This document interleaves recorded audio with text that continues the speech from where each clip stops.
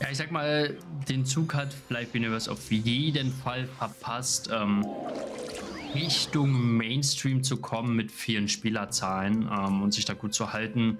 Das liegt halt einfach schon an der, wie es monetarisiert ist.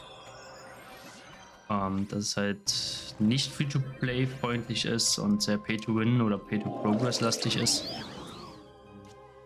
So, sie hätten es ja eigentlich so machen können, wie es im Project M eigentlich zur Debatte stand und auch von Ashiro gesagt wurde, dass die Finanzierung eher durch ein Abo-Modell zustande kommt, also durch so eine Art VIP-Modell, was irgendwo zwischen 0 bis 20 Euro im Monat kostet und dadurch hast du dann verschiedene Quality of Life Improvements und sowas. Aber es wurde natürlich über Bord geworfen, denn seitdem Gala da ist und durch einen Cash-Shop wie damals quasi ersetzt mit S-Protect-Rollen und alles sowas.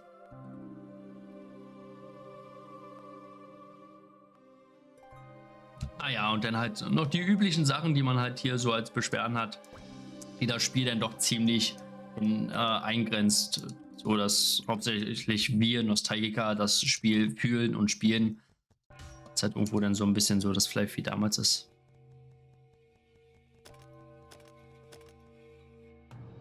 Okay, ich stehe jetzt da.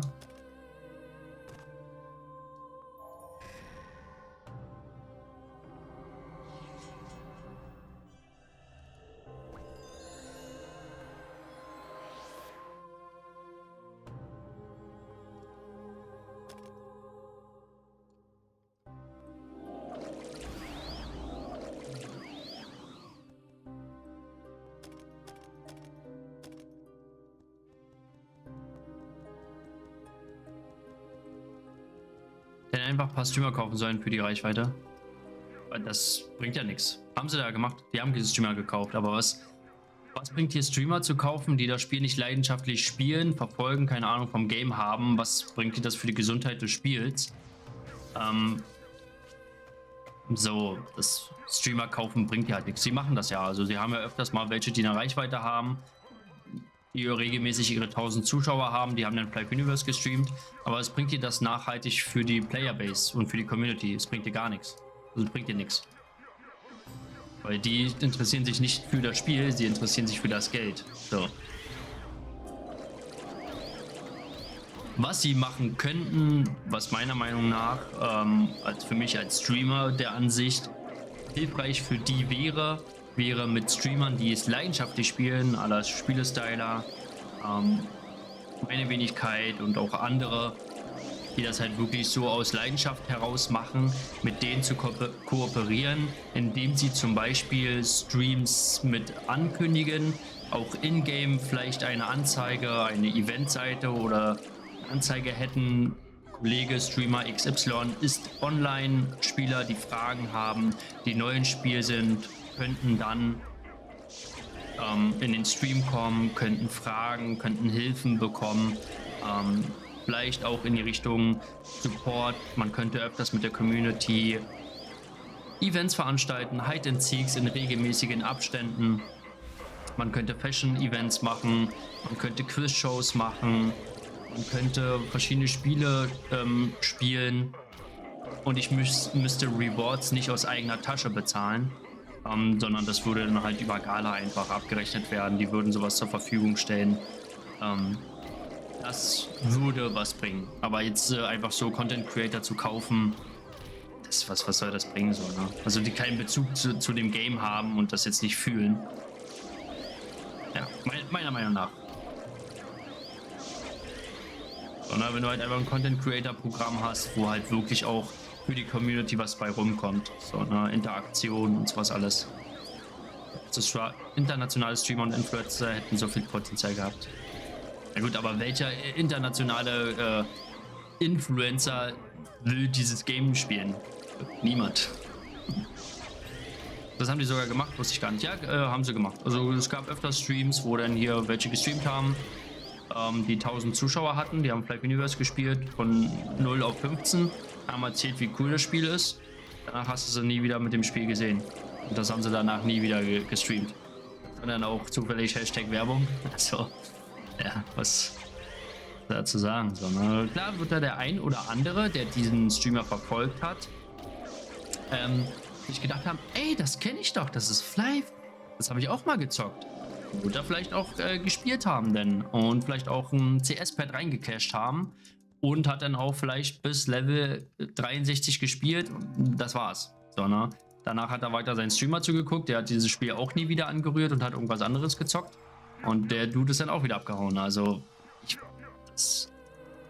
das macht, dafür Geld auszugeben, macht in meinen Augen, auch aus Galas Sicht, eigentlich keinen Sinn. Weil die Leute, die du dann damit abholst, ansprichst und das Projekt oder das Spiel zeigt, ich glaube, da ist nur eine ganz, ganz, ganz geringe Rate von Spielern, die wirklich langzeitmäßig sich an das Spiel dann binden.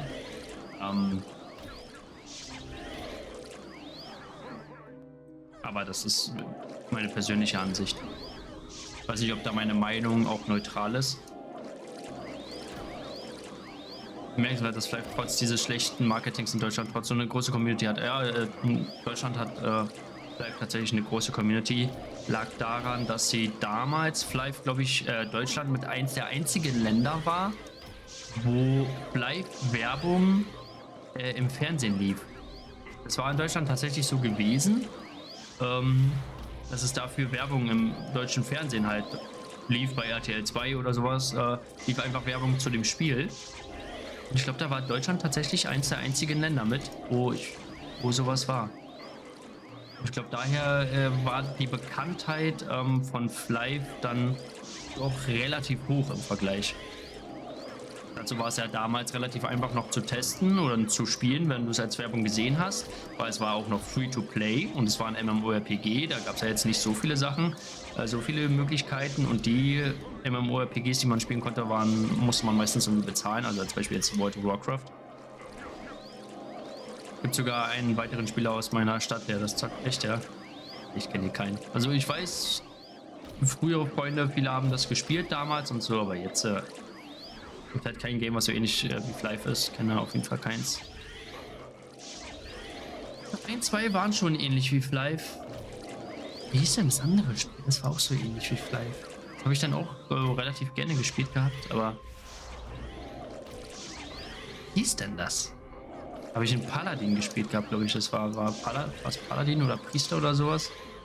Dann haben wir uns so ein Schild. Das war auch so in dem Style wie Flive. Aber keine Ahnung, wie das Spiel ist. Komme ich jetzt nicht drauf. Müsste ich erst nachgoogeln. Aber es hatte auch einen relativ ähnlichen Artstyle.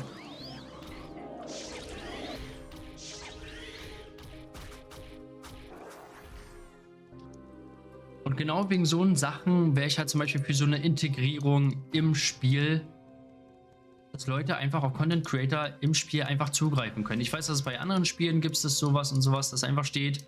Man muss ja keinen fetten Announcement über den Screen, Max TV und Spielestyler sind jetzt online und es spammt sie zu oder sowas, sondern dass du einfach so wie hier so ein Eventreiter hast und hast so Reiter Content Creator und da siehst du dann vielleicht eine Auflistung, Content Creator XY ist online. Da siehst du noch eine Flagge, dass du weißt, Sprache, bevorzugte Sprache, Alternativsprache. Bei Max TV würde da eine Deutschlandflagge als Main-Flagge stehen und vielleicht noch eine halbe abgebrochene englische Flagge. So dass Leute, und dann können sie da einfach auf den Link klicken oder auf den Icon klicken wie Twitch, sehen dann an grün oder roten, dass sie halt online sind. Die online sind, werden oben zuerst angezeigt. Vielleicht kann man auch Notifications einstellen oder sowas, dass man benachrichtigt wird, auch in-game oder so, dass Streamer XY, den man mag, jetzt irgendwie online ist.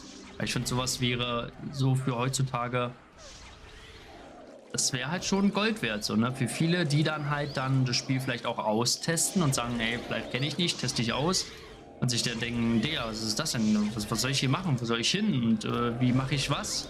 Aha, Streamer XY ist online, der spricht meine Sprache, den texte ich erstmal voll. Im Jahr 2023 bleibt komplett von Null anfangen. Ich glaube, das überfordert zu Beginn schon hart. Das denke ich nämlich auch. Ja. Die Gruppe sind ja eigentlich Teens aus unserer Altersklasse, fühlen sich ja nur alle angesprochen, die es von früher kannten, richtig, ja. Und die Teens heutzutage können mit Flive, glaube ich, eher nichts anfangen, außer Aria. Aria ist der einzige. Und so eine Integration, finde ich, für zum Beispiel zu Content-Creatern und sowas wäre ja schon mal ein Anfang. Leuten den Anfang zu erleichtern, ohne dass Gala ja aktiv was dafür machen muss, dann so, ne? Das ist ja quasi schon wie ein Tutorial, was du denn, gutes Tutorial, was bei Bedarf benutzt werden kann. Und die müssen ja nicht mal was dafür bezahlen, so. Für mich als Gegenleistung, als Wert reicht ja, dass Leute meine Streams und sich mir antun, so, ne? Well, how I don't understand shit and still watching this guy. Ich glaube, thanks for that message. Really appreciate it.